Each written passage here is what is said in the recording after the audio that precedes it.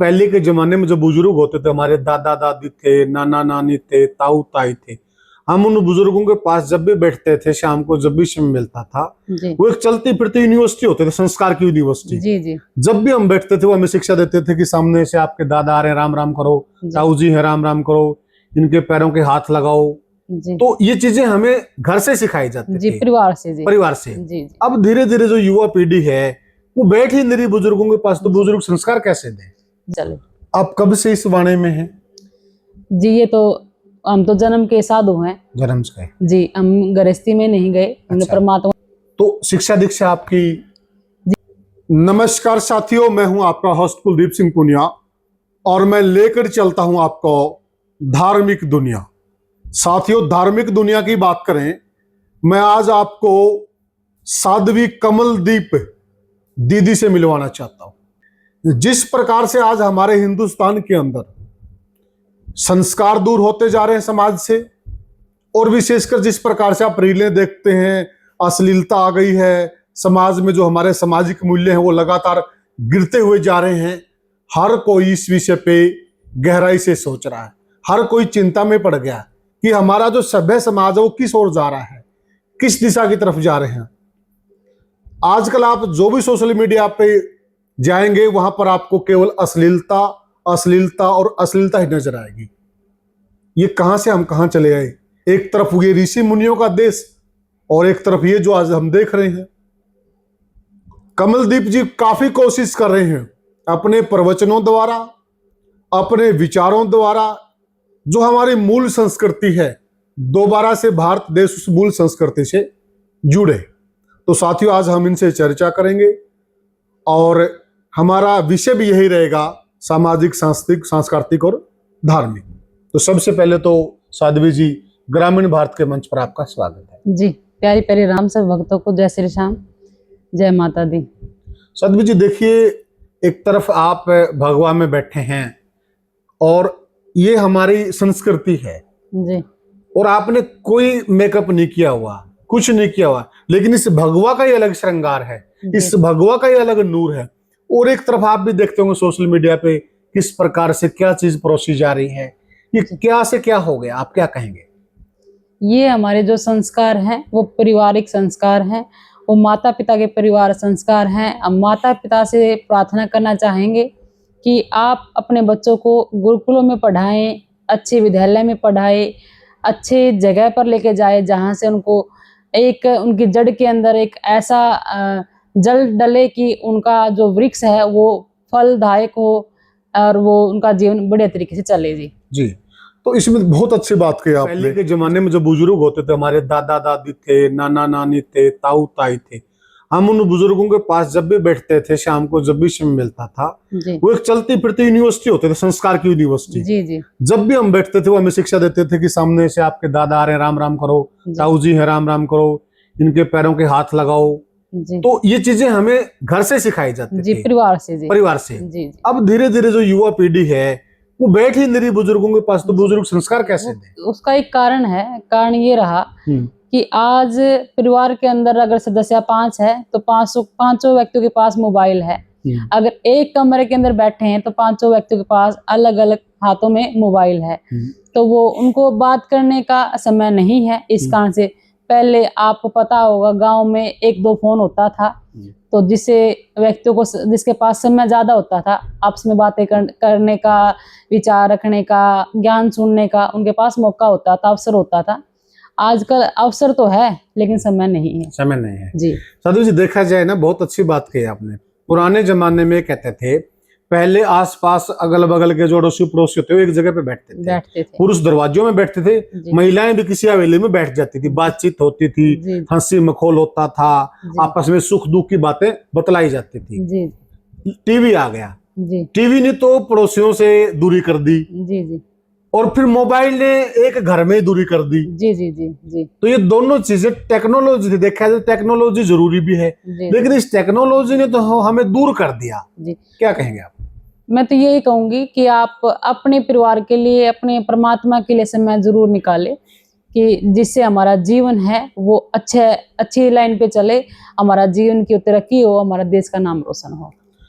आपने भगवा वस्त्र डाल रखे हैं, जी केसरिया भी हम इसको कह सकते हैं। जी क्या का कलर है ये? जी जी बहुत अच्छा कलर है।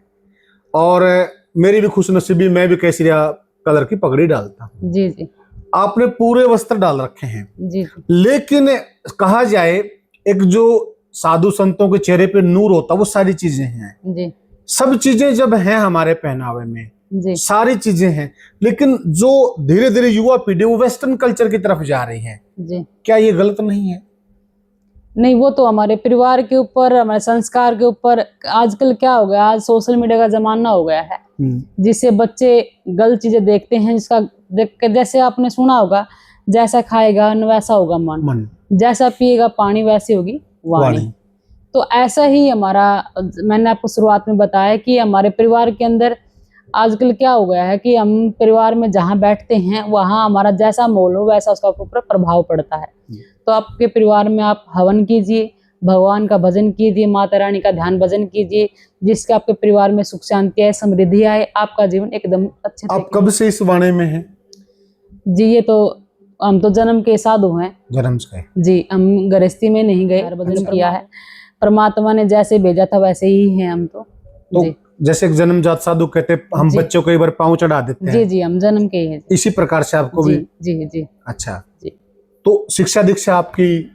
जी, मैंने पतंजलि से पंचकर्म का कोर्स किया है, और अभी भी साथ में हम चल रही है, सेवाएं जारी रहेगी हमारी। परमात्मा जब तक शरीर को चलाएगा, जब तक समाज की सेवा करते रहेंगे, जब तक हमारे शरीर में जान है, जब तक हम राष्ट्र की सेवा करेंगे। जी। तो जो युवा पीढ़ी है, आपने भी जैसे देखिए, आप शुरू से आप कह रहे कि आप शुरू से संन्यास में कह लीजिए या भक्ति मार्ग में हैं आप, और वेदों का प्रचार कह लीजिए, या हमारी जो पुरानी पद्धति इलाज की आपने पंचकर्म का जिक्र किया, उसके अंदर आप काम कर रहे हैं, बहुत पुरानी पद्धतियां हैं ये। जी जी जी। तो आपका भी कभी मन डोला जिस प्रकार से ये आज की युवा पीढ़ी एक फैशन की तरफ भागती जा रही है कि मैं भी ऐसा करूं, कभी ऐसे मन में विचार आए? नहीं, हमारे माता पिता के संस्कार अच्छे थे, अच्छे हैं अभी भी। उन्होंने ऐसे देश के लिए, समाज के लिए जीना सिखाया है, बताया है, और वो संस्कार परिवार से चले हैं, तभी आज उस मार्ग पर चल रहे हैं। क्या करते हैं माता पिता? माता पिता जी मजदूरी करते हैं। अच्छा। समाज की सेवा करते हैं। किसान हैं? जी। किसान फैमिली से बिलोंग करते हो? जी।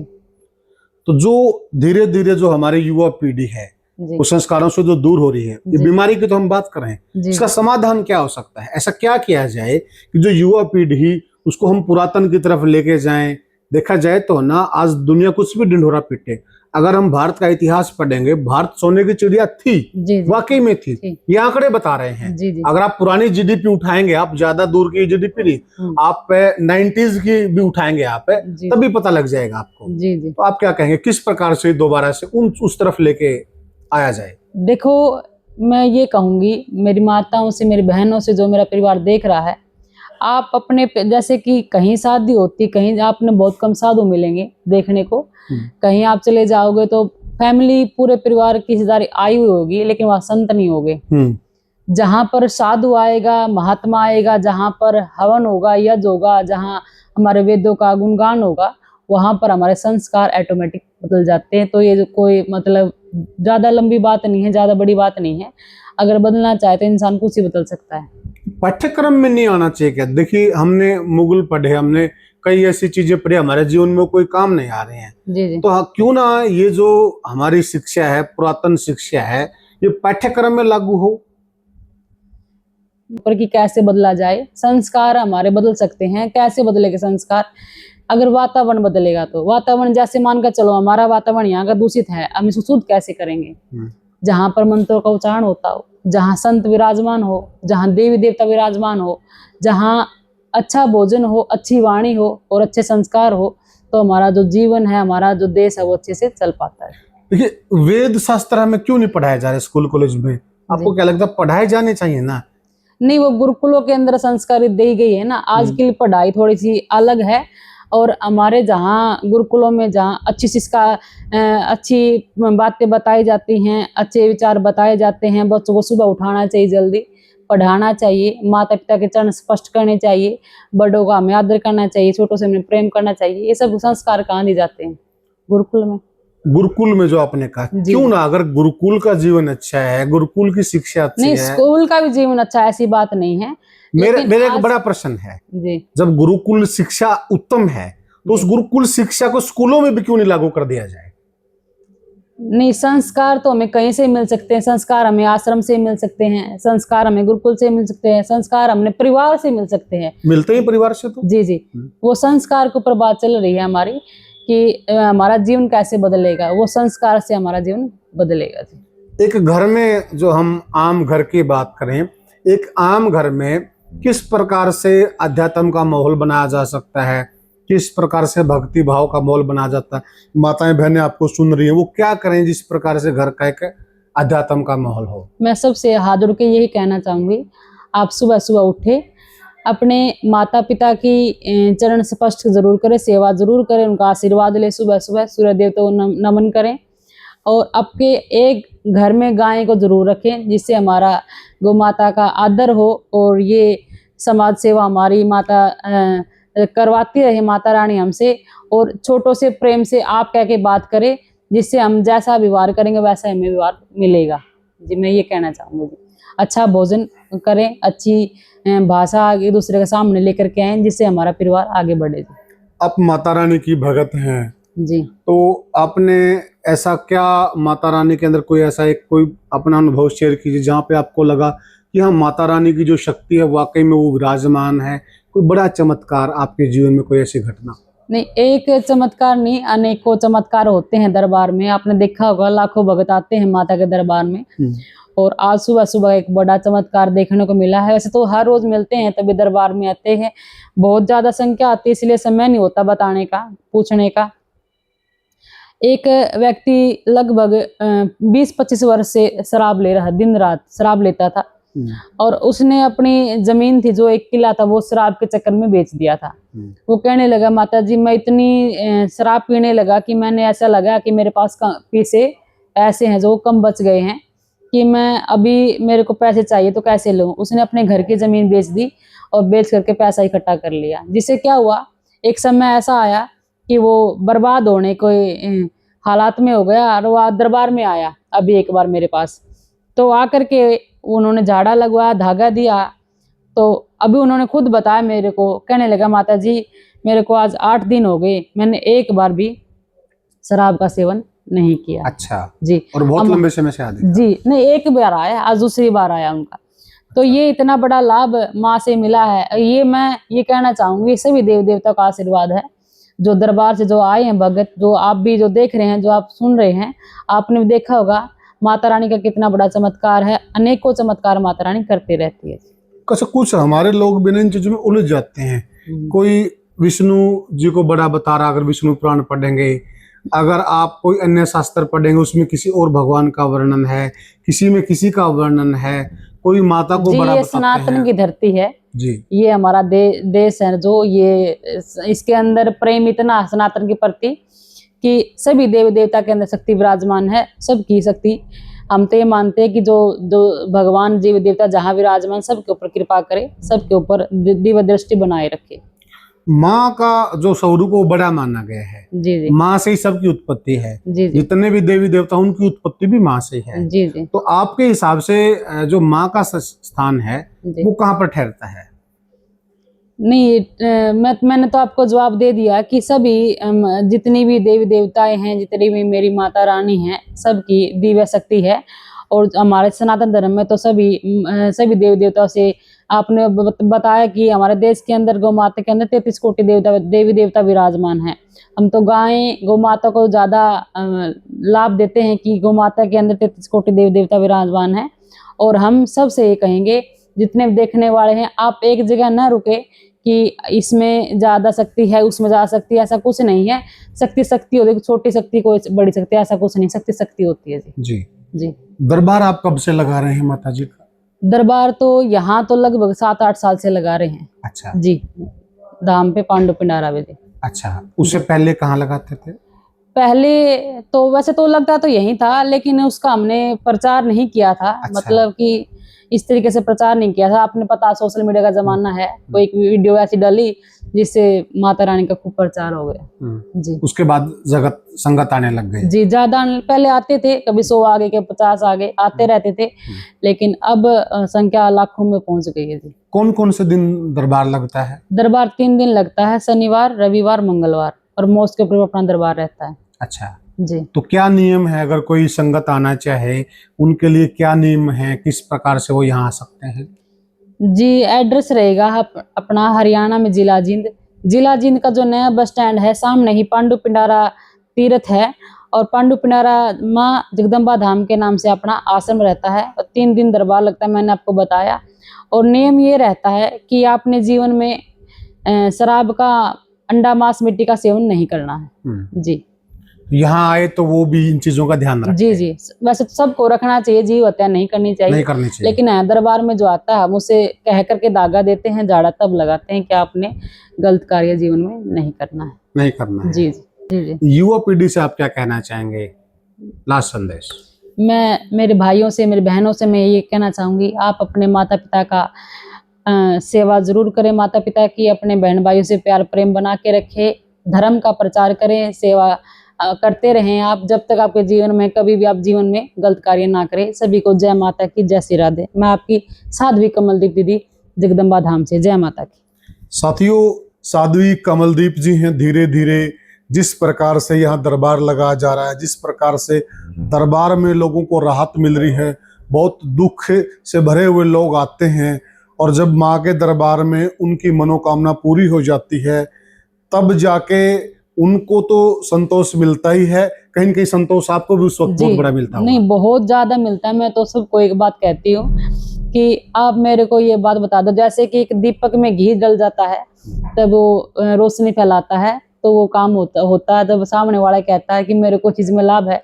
देखो आज पब्लिक, मेरे माँ के भगत इतने परेशान होकर के माँ तक पहुंचते हैं, और माता रानी कष्ट दूर करती है, तो खुशी तो बहुत ज्यादा मिलती है। खुशी का ठिकाना नहीं होता, मन बहुत ज्यादा प्रसन्न हो जाता है। मैं तो धन्यवाद करती माता रानी से कि जो भगत 7-8 सालों में ऐसी कोई विशेष घटना जब आपको खूब खुशी फील हुई, हाँ, कि ये काम माता रानी ने कर दिया, बहुत अनूठा नहीं, कार्य खुशी तो पल पल होती है जी, कभी कभी नहीं। कोई बड़ी घटना ऐसी जो आप आज भी आपके दिमाग में? नहीं, पल पल खुशी होती है। चमत्कार तो मैंने इतने बता दिया आपको। हमारा जो चैनल है, मेरा चैनल है इंस्टाग्राम पे, साध्वी कमलदीप दीदी के नाम से आईडी, उस पे जाकर के देखो आप।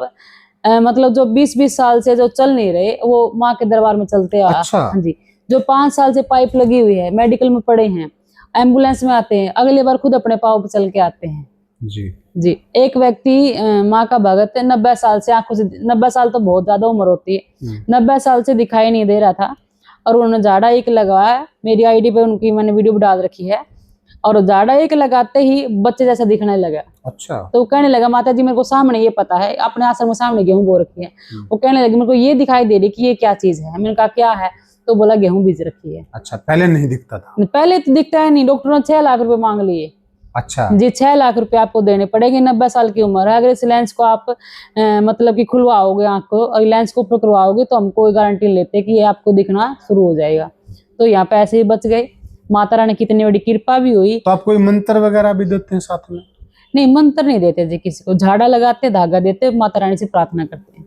अच्छा जी, मंत्र नहीं देते किसी को, किसी को भी नहीं।